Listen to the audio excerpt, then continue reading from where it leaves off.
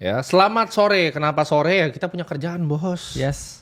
Lu jangan nuntut-nuntut, kapan live kalau kita pengen dan kita ada pengumuman. Di sini kita ada pengumuman, ya bro ya.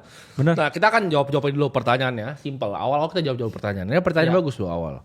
Kalau mau simpen dana darurat, nih kita langsung aja. Kita mengedukasi kalian, tanya apapun ya, yang kalian pengen Yes. belajar. Jangan disia-siain nih, jangan tanya yang nggak penting nih ya. Waktu kita tuh mahal, usahain lu pakai ya. Nih contoh ini pertanyaannya.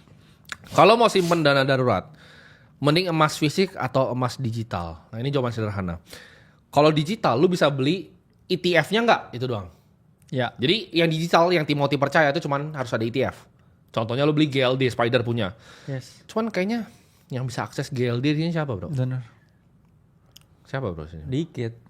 Makanya Kayaknya mendingan kalau lu di sini ya dan lu nggak punya akses kayak multi country banking fisik ya bro ya kita ya. jangan bermimpi. Iya, lihat-lihat yang fisik aja. Kenapa nggak digital?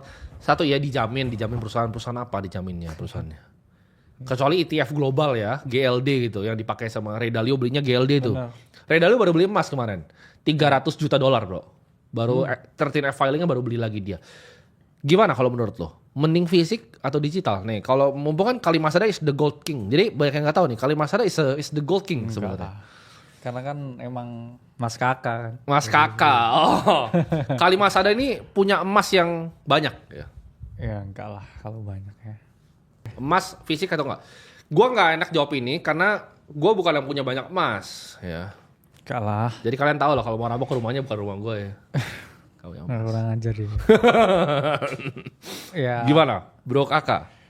Mending balance sih. Kalau emas ya fisik kan karena Bitcoin kita udah nggak fisik kan. Iya. Dalam artian bukan saya investor emasnya. Istri. Oh istri. Jadi istri itu memang Goldbug Peter Schiff dari ya? dulu ya. Bahkan ini nggak tahu ini mungkin saya ke outperform nih. Dari setahun lalu tuh dia kerjaannya tuh selalu beli emas, Bro. Setiap minggu, setiap bulan. Iya. Jadi uang bulanan yang sisa itu selalu ke emas. Oke, jadi berapa kilo sekarang Mas? Waduh, nggak banyak. Enggak tuh senyum-senyumnya tuh. Nggak Kemarin dia banyak. udah Tapi bilang kan, bottom bro. Terus gue bilang Ray Dalio beli lagi dia. iya, karena ya Beli lagi gimana dia. istri kan. Dia kemarin juga ke Cartier juga beli. Jadi istri emang suka emas karena ya itu tadi suaminya udah di kripto yang fisiknya kurang ya mungkin istri masih punya pemikiran. Cuman yang saya garis bawahi ya pemikiran tentang investasinya yang saya suka. Jadi bukan tentang apapun itu bro. Iya, betul. Bikin lapangan pedal juga kalau investasi kan. Betul, setuju. Asalkan nilainya mengalami kenaikan. Ya. Jadi yang saya garis bawahi ya buat semuanya sebenarnya kita kan nggak selalu nge-force orang kayak harus kripto. Oh enggak. Harus paham literasi keuangan, harus paham cara kelola finansial. Ya tadi biar hidupnya nggak sial. Lo harus paham bahwa fiat itu inflasi gitu. Pasti. Jadi lo beli aset keras, ya kita ngomong aset keras itu apa aja? Aset keras itu properti. Properti itu aset keras. Yes. Lu makin banyak lu punya properti, ketika fiatnya melemah lu akan selalu diuntungkan ya. Itu jadi satu properti. Dua itu emas. Jadi kalau ada yang bilang dana darurat di emas itu salah atau enggak, walaupun emas itu bisa fluktuatif, yang sekarang tuh lagi turun lagi koreksi. Cuman menurut gua sah-sah aja. Gimana kalau menurut lu? Ya koreksi 9% ya dari top. Yang mana kita bilang kan 3.500 area koreksi dan sempat ya di around ya hampir 3.000 something ya. Cuman balik lagi dalam jangka panjang kita tahu smart money masih banyak yang holding gold dan itu mungkin jadi trade yang monetary trade lah saya lihatnya. Karena kan belinya Beberapa kalau hedge fund. gold ini, gimana cara naik turunnya gold? Gold tuh naik atau turun, kita bisa lihat dari jumlah pembelian central banking. Iya. Jadi kalau kita lihat seperti central bank di Cina, itu udah dari 3 tahun lalu, 3,5 tahun lalu, itu fokus untuk akumulasi gold teman-teman. Yes.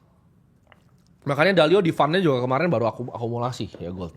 Iya. Jadi gold, fair, gue bukan pembenci gold, Yes. kita nggak against gold, dan menurut kita suka scarce desirable asset. Jadi Benar. aset yang langka dan diinginkan banyak orang. Nah problemnya dengan gold gue cuma satu bro. Iya. Ada inflasinya juga. Tapi kecil. Biasanya terakhir tuh 1,2%. Jadi gold itu ada yang banyak bingungan. Kenapa gold bisa inflasi? Karena gold itu bisa ditambang teman-teman. Yes.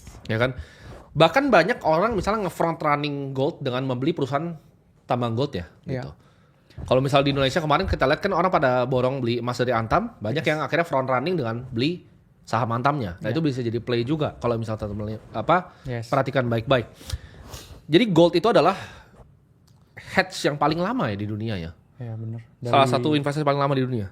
Ya zaman Nabi mungkin ya. Iya. Pandangan tentang silver. Nah, gua tuh tipikal yang gak suka nomor 2, makanya gua gak suka Ethereum.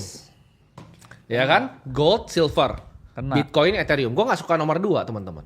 Kena. Gue selalu suka yang nomor 1. Jadi kalau ditanya Timothy akan invest ke silver nggak? Tidak pasti. Timothy akan invest ke komoditas yang lain selain gold nggak? Tidak. Gold mungkin belum, tapi gue belum ya. Gue ini bukan gold bug. Iya. Kalimantan ini gold bug.